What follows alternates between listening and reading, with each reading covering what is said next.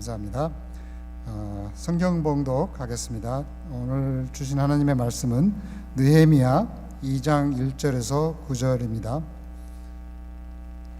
한 절씩 돌아가면서 교독하고 9절은 같이 봉독하도록 하겠습니다. 아닥사스다 왕 제20년 니산월에 왕 앞에 포도주가 있기로 내가 그 포도주를 왕에게 드렸는데 이전에는 내가 왕 앞에서 수심이 없었더니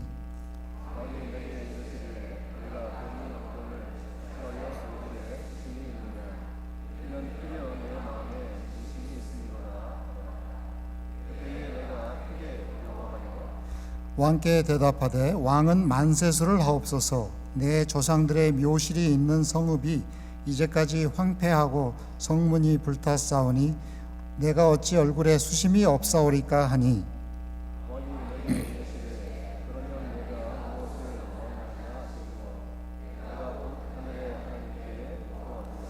왕에게 아뢰되 왕이 만일 좋게 여기시고 종이 왕의 목전에서 은혜를 얻었사오면 나를 유다 땅 나의 조상들의 묘실이 있는 성읍에 보내어 그 성을 건축하게 하옵소서 하였는데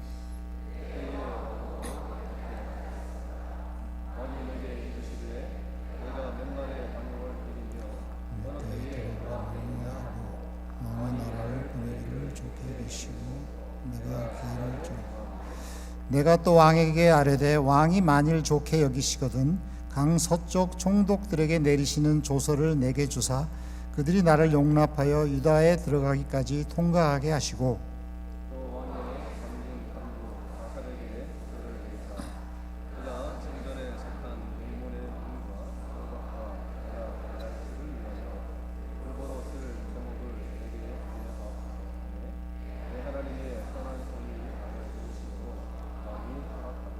같이 하겠습니다. 군대 장관과 마병을 보내어 나와 함께 하게 하시기로 내가 강 서쪽에 있는 총독들에게 이르러 왕의 조서를 전하였더니 아멘. 이제 내 하나님의 선한 손이라는 제목으로 이영구 목사님 하나님 말씀 전파하시겠습니다. 나오실 때 우리 할렐루야로 환영하겠습니다. 할렐루야. 할렐루야. 반갑습니다. 귀한 자리에 부족한 사람을 세워주셔서 감사 말씀을 드리고요. 제 개인적으로는 참 감격스럽고 또 영광스러운 그런 자리가 되겠습니다. 하나님께서 오늘 귀한 말씀으로 우리 모두에게 은혜 주시기를 다시 한번 기도합니다. 사람은 누구나 안정적인 것을 추구합니다. 재정적인 안정이나 신분의 안정, 또 그로 인해 주어지는 심리적인 그리고 정서적인 안정은 모든 사람들의 삶에 굉장히 중요한 그런 요소입니다. 어떤 사람이라도요 불안하고 혹은 막연하고 또 위태로운 그런 상태를 좋아하는 사람은 없습니다. 공부하러 이곳 미국에 와서 유학생 신분으로 지내다가 또 잡을 잡고 계신 분들 같은 경우에 그런 심정을 잘 이해하실 거라고 생각이 듭니다. 이렇게 안정을 추구하는 것은 개인만이 아니라 한 가정이나 혹은 기업체, 한 국가도 마찬가지고요. 그리고 교회도 그렇습니다. 그런데 문제가 무엇이냐? 이러한 안정적인 상태를 뒤흔드는 그러한 일들이 종종 우리에게 일어난다는 것입니다. 그리고 우리는 그러한 순간을 위기라고 부릅니다. 성경 느헤미야는 그러한 위기로 시작하고 있습니다. 느헤미야가 하루는 자신의 형제 중에서 한 사람을 우연히 만나게 되었습니다. 그런데 그를 통해서 아주 충격적인 그러한 소식을 접하게 되었습니다. 이스라엘 백성들이 큰 환난 중에서 능욕을 당하고요. 예루살렘 성은 무너지고 또 모든 성문들은 불타버렸다는 그러한 소식이었습니다. 자, 여기서 우리가 먼저 주목해야 할 한 가지 사실은 하나님의 백성들에게도 고난이나 위기의 순간이 찾아온다는 것입니다. 하나님이 거하시는 거룩한 도성이라고 불렸던 그러한 예루살렘 성도 무너졌다는 사실입니다. 다시 말하면 우리 성도의 삶에도 고난은 있고 하나님의 공동체에도 위기의 순간이 찾아올 때가 있다는 것입니다. 우리 삶에 찾아오는 이런저런 고난과 역경과 어려움의 순간들을 맞이할 때에 너무 놀라지 말라는 그런 말입니다. 새삼스러운 것이 아니라는 거예요. 어떤 분들은 교회를 다니면 인생에 어려움 같은 것들은 없어야 하는 것이 아니냐라고 생각하는 그런 분들이 있습니다. 하나님을 믿으면, 예수님을 믿으면 모든 것이 형통하고 아무런 문제가 없는 그런 삶이 되어야 한다고 얘기하는 것이죠. 실제로 이건 미국에서 그러한 생각, 그러한 신학을 우리가 가리켜서 번영 신학이라고 부릅니다. 이 신학의 중심 사상을 한마디로 말한다면 예수 믿으면 건강과 부와 성공이 따라온다는 것입니다. 그러나 이러한 신학은 성경이 말씀하고 있는 복을 기복적으로 그리고 세속적으로 이해하고 있는 잘못된 혹은 오해입니다. 물론 성경 말씀을 보면 이러한 모든 복을 누렸던 많은 사람들이 등장하죠. 하지만 언제나 하나님의 근본적인 관심은 우리가 건강하거나 혹은 많은 재물을 얻거나 혹은 세상적인 성공을 얻는 것이 아니라 우리가 하나님과 어떤 관계에 있느냐 하는 것입니다.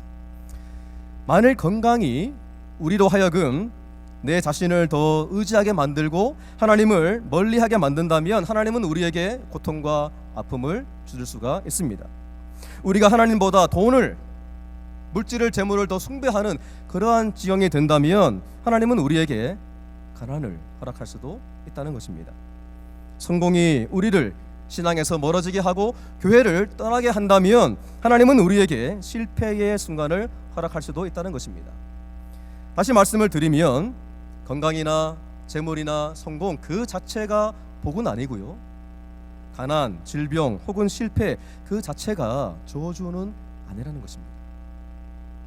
따라서 우리가 원하는 삶은, 하나님 안에서의 삶은 그런 고난이나 위기가 없는 그런 삶이 아니라 오히려 고난과 위기의 순간에도 하나님 안에서 참된 자유를 누리는 그런 삶이 되어야 한다는 것입니다. 왜냐하면 우리는 그런 모든 삶의 순간에, 위기와 고난의 순간에도 하나님께서 우리와 함께 하시고 하나님의 어떤 섭리가 있다고 믿기 때문입니다. 따라서 위기의 순간에 우리가 스스로에게 해야 할 질문들은 다음과 같습니다. 이것을 나에게 허락하신 하나님의 뜻은 무엇인가? 왜 내가 여기에 있어야 하는가? 내가 공부하는 이유는 무엇이고 내가 돈을 버는 이유는 무엇인가? 나는 왜 교회를 다니는가? 교회도 마찬가지입니다. 어려운 고비나 위기의 순간마다 교회는 이러한 질문을 던져야 합니다. 왜 교회가 이 땅에 존재해야 하는가? 우리 교회는 이 지역에서 2019년을 살고 있는 이 지역 주민들에게 과연 어떤 존재가 되어야 하는가? 하나님은 과연 우리를 통해서 무엇을 하기를 원하시는가? 이러한 질문들을 진지하게 고민하고 답하지 않는다면 건물은 더 오래 50년, 100년 서 있는다 할지라도 그것이 우리가 바라는 진정한 교회의 존재 목적은 아니고요, 참된 회복은 아니기 때문입니다. 자, 누구나 또 어떤 공동체든 그러한 고난과 위기의 순간을 겪습니다. 그러나 고난과 위기를 맞이하는 그 반응이라든가 그 태도는 사뭇 다르고요, 그리고 거기에 따라서 결과도 차이가 나는 것을 보게 됩니다. 대표적인 두 가지의 반응을 제가 여러분에게 소개해 드리겠습니다. 한 가지는요, getting bitter. 또 한 가지는 getting better.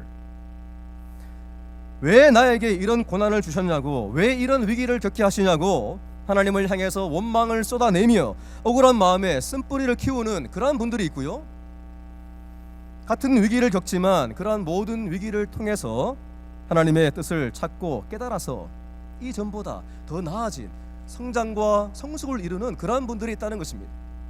그리고 이것은 개인만이 아니라 교회도 마찬가지입니다. 저는 지금 켄터키에서 목회를 하고 있는데요, 제가 켄터키에서 왔다고 소개를 하면 거의 모든 분들이 하나같이 하시는 말씀이 있습니다. 뭘까요? 목사님, 켄터키 프라이 치킨 많이 드시겠네요. 어떤 분들은 켄터키에는 치킨집이 다 KFC인 줄 알고 계신 분이 있습니다. 물론 KFC 1호점이 있기는 합니다. 저는 사실 선교학 PhD를 위해서 2009년에 켄터키로 가게 되었습니다. 어떤 분들은 PhD가 Permanent Head Damage라고 하는 분들이 있는데요. 저 같은 경우는 Permanent Hair Damage인 것 같습니다. 오랜만에 저를 보는 분들마다 목사님 그 머리 다 어디 가셨냐고, 제 이마 라인이 어디까지 올라가는지 제가 지금 보고 있습니다. 그렇게 공부를 하다가 제가 2015년에 어느 한 교회를 담임 목회로 섬기게 되었습니다. 그런데 그 교회는 그야말로 위기를 겪고 있던 그러한 교회였습니다. 재정적인 상황은 교회 파산을 걱정해야 할 정도였고요. 1월달 재정 보고 그 결산이 마이너스 256불이었으니까요. 이미 적지 않은 성도들이 그 교회를 떠난 다음이었고요. 각 부서에는 말씀으로 섬길 만한 사역자가 없었습니다. 그리고 결정적으로 담임 목사는 공석이었습니다. 한 교회가 겪을 수 있는 모든 위기를 어떻게 보면 종합 선물 세트로 겪고 있던 그런 상황이었죠. 그런 처지에서 교회를 맡게 된 저는 성도님들에게 이와 같은 질문을 던졌습니다. 여러분은 getting bitter 하시겠습니까? 아니면 getting better 하시겠습니까? 제가 물론 자세한 내용은 잘 모르지만 여러분의 교회도 지금 어려움의 그런 시기를 지내고 계시는 것으로 알고 있습니다. 바로 이런 시기를 지내고 있는, 어떻게 보면 위기에 처해 있는 여러분 앞에도 사실은 두 가지의 선택이 놓여 있습니다. getting bitter or getting better. 여러분은 어느 쪽을 선택하시겠습니까? 잘 아시는 것처럼 위기라고 하는 것은요, 사실은 위험과 기회, 이 두 가지의 의미를 동시에 내포하고 있습니다. 따라서 위기는 우리에게 기회이기도 한 것이죠. 이 시기를 지내며 피츠버그 한인 중앙교회가 그 존재 목적과 사명에 대해서 모든 성도님들이 다시 한번 진지하게 고민하고 기도하고, 우리 교회가 해야 할 일이 무엇인가, 우리의 사명이 무엇인가, 우리가 어떻게 이 지역사회를 섬길 것인가에 대해서 고민하고 기도하고 그 방법을 강구한다면 하나님이 기뻐하시는, 그리고 하나님의 마음을 시원케 해드리는 그러한 공동체로 한 단계 더 성장할 수 있는 그러한 좋은 기회라고 저는 믿습니다.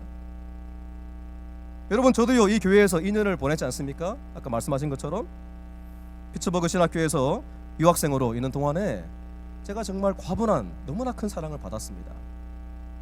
그래서 생각하면 늘 가슴이 따뜻해지는 그런 교회가 바로 피츠버그 한인 중앙교회입니다. 저희가 여기서 둘째를 낳았는데요, 출산하고 난 다음 얼마 지나지 않아서 프리저, 그러니까 냉동고를 하나 사야 했습니다. 왜냐하면 성도님들이 준비해 주시는 미역국이 너무 많은데 그 미역국을 한꺼번에 다 먹을 수가 없는 겁니다. 냉장고도 안 되고요. 그래서 냉동고를 사가지고 거기에 차곡차곡 채워놓고 제가 혼자서 덕분에 제 아내 산후조리를 잘 하게 되었다는 거 아닙니까? 그 후로 저희가 애를 둘을 더 낳았어요. 그러니까 제가 지금까지 미역국을 얼마나 많이 먹어봤겠습니까? 그러나 그때 미역국이 제가 지금까지 가장 맛있게 먹었던 미역국입니다. 저는 세상에 미역국 종류가 그렇게 많은지 몰랐습니다. 얼마나 감사한지요.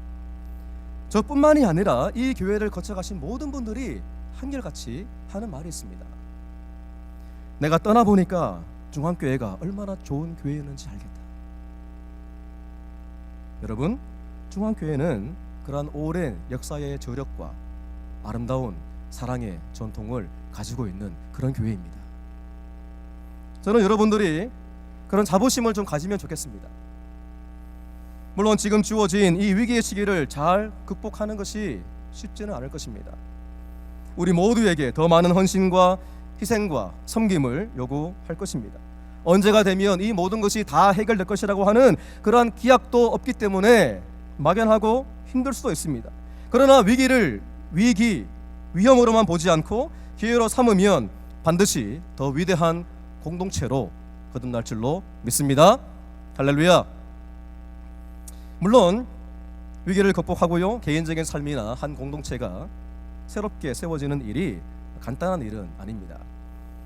처음으로 무엇인가를 할 때는 설레임이 있지 않습니까? 그리고 희망이 있습니다. 하면 될 것 같은 그런 가능성이 보이고요. 또 비록 힘이 들어도 의욕은 넘쳐납니다. 그러나 무엇이든 한번 실패를 겪고 나면 많이 달라집니다. 마음은 가라앉고요. 기대는 사라지고 희망은 종종 의심으로 바뀌게 되는 것이죠. 그래서 다시 한다는 것이 어렵습니다. 시험을 다시 봐야 하는 재수가 그렇고요. 이혼의 아픔을 딛고 다시 시작하는 재혼이 그렇고요. 망했던 사업을 다 정리하고 새롭게 시작해야 하는 재창업이 그렇습니다. 실패에 대한 기억은 생각보다 깊고 커서 사람들이 쉽게 그 충격에서 벗어나지 못하는 것을 종종 보게 됩니다. 실제로요, 미국 대부분의 프로스포츠에는 올해의 재기상이라는 것을 두고 있는데요. 그만큼 한번 실패를 경험한 그 선수가 부상이나 혹은 다른 여러 가지 이유로 원래의 기량을 잃어버렸던 그런 선수들이 다시 제 기량을 찾는 것이 얼마나 어려운가 하는 것을 상대적으로 잘 반영해 주고 있습니다. 최근 메이저리그 공식 웹사이트에서 올해의 재계상을 발표했는데요. 우리가 잘 아는 위헌진 선수가 아쉽게도 상을 받지는 못했습니다. 부상과 수술 그리고 재활의 그 힘든 시기를 거치고 2019년에 화려하게 부활해서 최소 평균 적재점이라고 하는 아주 놀라운 기록을 이루었지만 아쉽게도 상을 받지는 못했습니다. 오늘 우리가 지금 보고 있는 느헤미야가 사실은 그렇게 다시 세우는 일을 하는 사람입니다. 그는 자신의 고향과 예루살렘에 대한 충격적이고 비참한 소식을 접하고 난 다음에 그 무너진 성벽을 다시금 세우고 하나님에 대한 온전한 신앙과 미래에 대한 희망을 잃어버린 그런 모든 백성들을 그 공동체를 다시금 세우고자 하는 그런 비전을 품게 됩니다. 그리고 그런 비전을 품은 느헤미야가 실제로 어떻게 무엇을 했는가 하는 내용들이 오늘 본문의 말씀에 잘 나와 있습니다. 그 과정에서 우리가 배우게 되는 중요한 두 가지가 있는데요. 한 가지는 기다림이고요. 또 한 가지는 준비입니다. 2P로 말씀을 드릴 수가 있겠죠. 먼저 2장 1절 말씀을 한번 보시면 아닥사스다 왕 제20년 니산월로 시작을 하고 있습니다. 니산월은 요즘으로 말하면 3월 혹은 4월에 해당되는 그러한 기간입니다. 그런데 1장 1절을 보시면 느헤미야가 그 소식을 처음 들은 때는 기슬루월 즉 11월과 12월에 해당되는 그러한 시기였습니다. 그러니까 약 4개월의 시간이 이미 지났던 셈이죠. 예루살렘 성벽은 무너지고 성문은 불타고 백성들은 비참한 처지에서 살아간다는 그 소식을 들었을 때 느헤미야는 먼저 슬퍼했고요, 울었습니다. 금식하며 기도했습니다. 자, 그렇게 그런 반응을 보였다면 그 다음에 우리가 예상할 수 있는 행동은 무엇인가요? 바로 어떤 행동을 취하는 것이죠. 당장에 짐을 챙기고 사표를 내고 예루살렘으로 달려가는 것이죠. 그러나 느헤미야는 그렇게 하지 않았습니다. 그는 기다릴 줄 알았습니다. 조바심이 나고 급한 마음이 생겼을 법도 한데 그는 인내할 줄 알았습니다. 이 인내가 얼마나 힘든 일인지 여러분 잘 아시지 않습니까? 한국에 가서 일하고 있는 외국인 노동자들이나 아니면 해외에서 한국 사람들을 자주 만나는 그런 분들이 가장 먼저 배우는 한국말 몇 가지가 있습니다. 뭐가 있을까요? 안녕하세요, 감사합니다, 그리고 빨리빨리입니다. 우리는 어떤 일이든 빨리 끝내야 직성이 풀리지 않습니까? 실제로요, 엘리베이터를 탈 때 보시면 각 층마다 가는 버튼이 있지 않습니까? 그 버튼들 중에서 가장 많이 달아있는 버튼이 무엇일까요? 2층, 3층 닫힘 버튼입니다. 그 버튼이 저절로, 그 문이 저절로 닫히는 시간이 한 2초나 3초 정도 될까요? 우리는 그 시간도 못 견디고 그 버튼을 눌러서 빨리 문을 닫으려 하지 않습니까? 어떤 사람은 이렇게 기도했다고 합니다. 하나님, 제발 저에게 인내하는 마음을 주시기 원합니다. 기다릴 줄 아는 그런 마음을 주시기 원합니다. 그리고 그 마음을 지금 당장 저에게 주시옵소서. 얼마나 우리가 인내하지 못하는가요? 느헤미야가 들은 소식은요, 그냥 한번 듣고 넘겨버릴 만한 그런 소식이 아니었습니다. 아주 중대하고요, 당장이라도 무엇인가를 해야 할 것만 같은 그러한 소식이었습니다. 그러나 그는요, 당장 행동에 옮기기보다 기다리기로 했습니다. 왜냐하면 비록 보이지는 않지만 하나님이 일하고 계심을 그가 알았고요. 그래서 그 하나님보다 앞서지 않기를 원했고요. 그리고 결과적으로 그 하나님의 인도하심을 따르고자 했기 때문입니다. 사실은 느헤미야가 지금 당장 일을 그만두고 예루살렘으로 간다고 해서 그가 할 수 있는 일이 그렇게 많지는 않았을 것입니다. 그가 물론 왕이 마시는 그 모든 술을 담당하는 술관원이었지만 건축가는 아니었거든요. 그래서 만약 느헤미야가 소식을 듣고 당장 예루살렘으로 달려갔다면 우리가 그의 그 용기를 칭찬할 수는 있겠지만, 그러나 실제적인 부분에서는 별 도움이 되지 않았을 것입니다. 느헤미야는 지금 자신에게 주어진 이 왕의 술관원이라고 하는 그 자리가 얼마나 중요한 자리인지 잘 알았습니다. 자신의 학에 따라서 굉장한 힘을 발휘할 수 있는 그런 자리인 것을 그가 알았다는 것이죠. 하지만 그것은 동시에 자기 자신의 힘으로 되는 것이 아니라 왕이 허락을 해야 되지만 되는 일인 것을 알았습니다. 그래서 그가 기다린 것이죠. 내가 어떻게 할 수 없는 그 왕의 마음을 하나님께서 움직이시기를, 그래서 내가 지금 간절히 원하는 그 모든 것이 왕을 통해서, 실제적인 그 모든 권력을 가지고 있는 그 왕을 통해서 이루어지도록 그렇게 기다린 것입니다. 잠언 21장 1절 말씀 보시면 이렇게 말씀합니다. 왕의 마음이 여호와의 손에 있음이 마치 보의 물과 같아서 그가 임의로 인도하시느니라. 아마도 느헤미야는 매일 아침마다 이러한 기도를 드렸을 것입니다. 하나님, 만일 오늘이 제가 왕에게 저의 그 모든 계획에 대해서 말해야 하는 날이라면 그 길을 열어주시기 원합니다. 우리는요, 하나님이 일하고 계심을 믿을 때에 인내할 수 있습니다. 나는 할 수 없지만 하나님은 할 수 있다는 그런 믿음이 있을 때 기다릴 수가 있습니다. 그리고 내가 받은 하나님의 말씀이 있을 때 그 말씀을 의지해서 참을 수가 있는 것이죠. 저는요, 가끔 이런 생각을 하곤 합니다. 하나님께서 우리 모두를 어떤 만찬에 초대하십니다. 그리고는 이렇게 말씀하시는 거예요. 식당 맨 끝 마지막 자리에 너를 위한 최고의 만찬이 준비되어 있다. 우리는 기대를 가지고 문을 열고 그 식당으로 들어갑니다. 그런데 이게 웬일입니까? 들어가자마자 그 양쪽 테이블 위에 온갖 음식들이 다 차려져 있는 것입니다. 그래서 우리는 어느샌가 그 하나님의 말씀은 잊어버리고 당장 내 눈에 보이는 그 음식으로 우리의 배를 채우게 되는 겁니다. 그리고 마지막에 가서는 나를 위해 차려진 그 음식은 손도 못 대고 그대로 나오는 것이죠. 우리의 삶에 이런 일이 얼마나 많이 반복되는지 모릅니다. 32첩 한정식이 준비되어 있는 그런 상이 있는데 우리는 찬물에다가 밥 말아서 김치랑 먹고는 배부르고 마는 그러한 격을 겪고 있다고 하는 것입니다. 정말 하나님이 살아계시고 그 하나님이 지금도 역사하시는 분이시고, 그리고 그 하나님이 나에게 말씀하신 말씀이 있다면, 내가 붙들고 의지하는 그 말씀이 있다면 우리는 끝까지 그 주님을 믿고 따르는, 기다리는 그런 인내를 가지게 된다는 것입니다. 나를 위해서 준비된 그 하나님의 성찬을 맛보기 원한다면 좀 다른 음식에 대한 유혹은 물리칠 수도 있어야 한다는 것이죠. 사람들이 하는 이런저런 말에 솔깃하지 않고 흔들리지 않고 그저 하나님의 말씀만을 믿고 뚜벅뚜벅 그렇게 앞으로 나아가는 것입니다. 내가 무언가를 해보기를 그런 시도를 포기하고 끝까지 하나님을 기다려 보는 것입니다.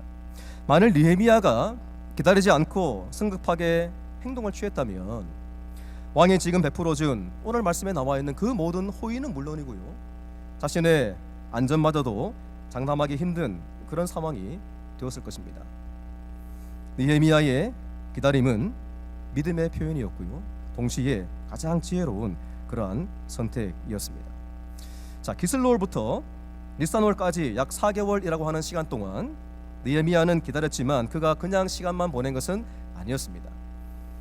그는 준비했고요, 그리고 기도했습니다. 5절 말씀부터 보시면 느헤미야가 실제로 그동안 무엇을 했는지가 잘 나와 있습니다. 하루는 왕이 느헤미야의 얼굴에서 근심이 있는 것을 발견합니다.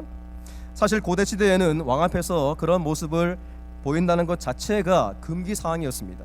왜냐하면 절대 권력을 지닌 그 왕의 기분을 상하게 하면 안 되는 일이었기 때문이죠. 그런데요, 어떤 학자에 따르면 니산월은 전통적으로 이 페르시아 왕국의 새해 첫 해였고요. 이때 보통 왕궁에서 큰 잔치를 벌였다고 합니다. 그리고 왕은 그런 좋은 기분을 가지고 어떤 호의를 베풀기도 했다는 것이죠. 따라서 느헤미야는 지난 4개월 동안 자신의 구체적인 그런 모든 요구가 가장 잘 관철될 수 있는 그런 기회를 기다리고 있었던 것입니다. 자, 이어지는 왕의 질문을 한번 보시고요, 느헤미야의 답을 함께 보시기 바랍니다. 5절을 보시면 느헤미야는 자신이 예루살렘으로 간다고 말하지 않습니다. 대신에 유다 땅 나의 조상들의 묘실이 있는 성읍이라고 말합니다. 왜냐하면 일찍이 예루살렘 성벽 재건을 방해했던 그 이방인들의 요구를 받아들여서 성벽 재건의 중단을 명령했던 사람이 바로 이 아닥사스다 왕이었기 때문입니다. 그래서 느헤미야는 그 왕의 심정을 최대한 헤아리면서 지혜롭게 그런 요청을 하고 있는 것이죠. 6절을 보시면 느헤미야는 자신이 다녀올 시간을 정합니다. 이미 꼼꼼하게 다 따져보았다는 것이죠. 7절을 보시면 강 서쪽 총독들에게 내리는 조서를 구하고요. 8절을 보시면 필요한 제목들도 아주 구체적으로 요청을 하고 있는 것을 보게 됩니다. 심지어 느헤미야는 왕의 살림을 감독하는 아삽이라는 그 관리의 이름도 알고 있습니다. 그가 얼마나 세부적으로 그리고 치밀하게 계획을 세웠는지 잘 알 수 있는 그런 대목이지 않습니까? 자, 느헤미야는 철저한 준비의 사람이었습니다. 그러나 이것만이 아니었습니다. 4절을 보시면 본격적인 왕의 질문이 시작될 때에 느헤미야가 한 행동이 있습니다. 내가 곧 하늘에 하나님께 묵도하고 그는 기도했습니다. 이것은요, 그의 기도가 이때만이 아니라 계속해서 이어져 왔다는 그런 사실을 잘 보여줍니다. 그래서 결정적인 순간이 찾아왔을 때, 그때도 무언가 말을 내기 전에 먼저 하나님께 기도하는 그런 모습을 보여주고 있는 것입니다. 다시 말하면 느헤미야의 철저한 준비는 계속되는 기도와 함께 해왔던 것입니다. 교회 안에 보면 두 부류의 사람들이 있습니다. 어떤 분들은요, 오직 기도만 하면 된다고 하는 분들이 있습니다. 물론 기도의 중요성 혹은 기도의 필요성에 대해서는 아무리 강조해도 지나침이 없고요, 기도해야 한다는 말은 전적으로 옳은 말입니다. 그러나 내가 기도했으니까 이제 하나님이 다 알아서 하실 것이고 나는 아무것도 하지 않아도 된다고 하는 그런 생각은 하나님이 우리에게 이성적으로 생각하고 판단할 수 있는 그러한 지혜를 주신 것을 잊어버리는 것입니다. 또한 우리에게 손과 발이 있다는 것도 잊어버리는 것이죠. 두 번째는요, 하나부터 10까지 모든 것이 자신의 계획 속에 있어야 직성이 풀리는 그런 분들이 있습니다.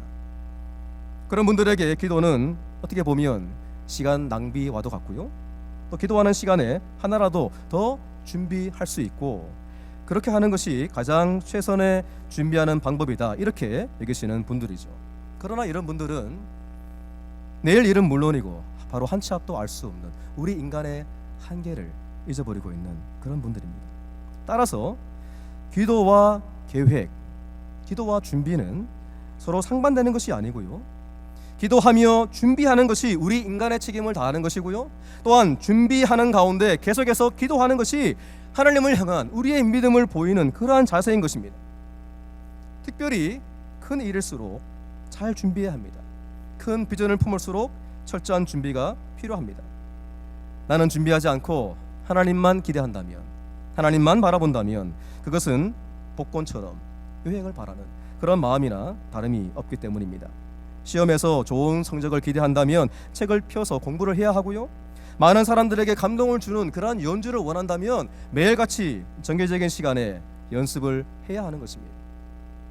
심는 대로 거둔다, 이 말은요, 우리 모두에게도 사실은 동일하게 적용되는 그런 말입니다.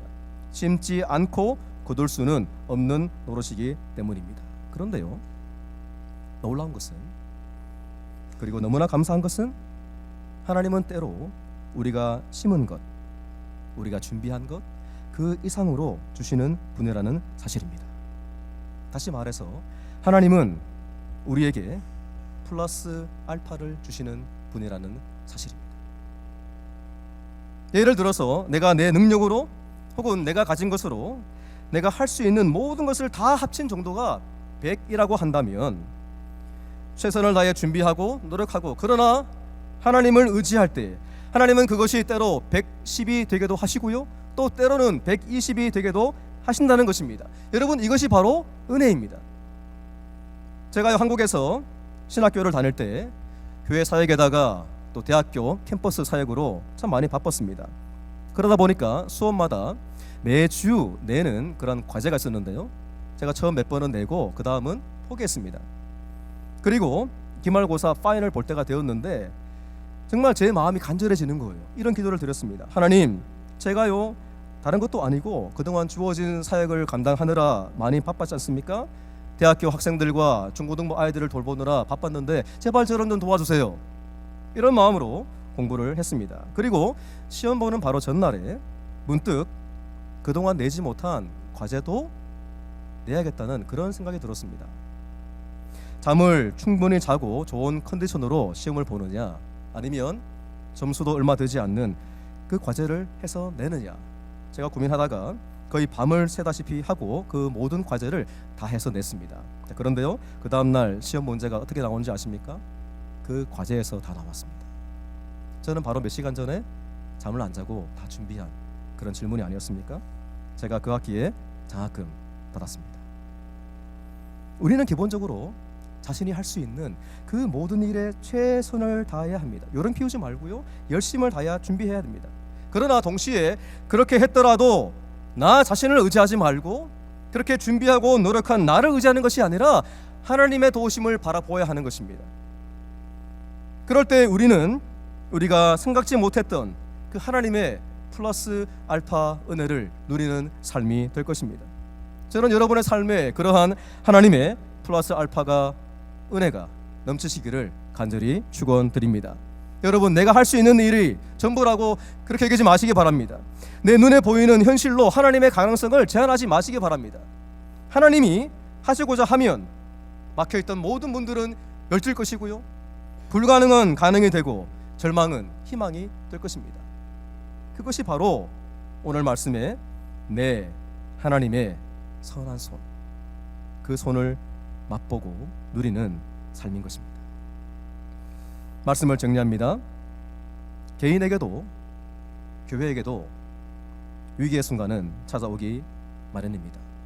중요한 것은 우리가 어떻게 그 위기를 맞이할 것인가 하는 우리의 자세입니다. 우리가 위기 속에서 서로 하나가 되고 서로도 힘을 내자고 격려하고 붙들어주고 또 위기를 통해서 말씀하시는 그 하나님의 음성을, 뜻을 알고자 노력하고, 그래서 우리의 존재 목적과 사명을 새롭게 하는 그러한 갱신의 기회로 삼는다면 위기는 더 이상 위험도 아니고요, 오히려 우리에게 축복으로 다가오게 될 것입니다. 저와 여러분의 삶이, 그리고 피츠버그 한인 중앙교회가 그렇게 되기를 주님 이름으로 간절히 축원드립니다.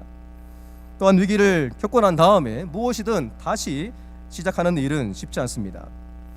지난날의 실패의 기억이, 그 모든 아픈 기억들이 찌르는 가시와 같이 또 때로는 날카로운 칼처럼 혹은 우리의 발목을 붙잡는 사슬처럼 그렇게 우리를 주저앉게 할지도 모르기 때문입니다.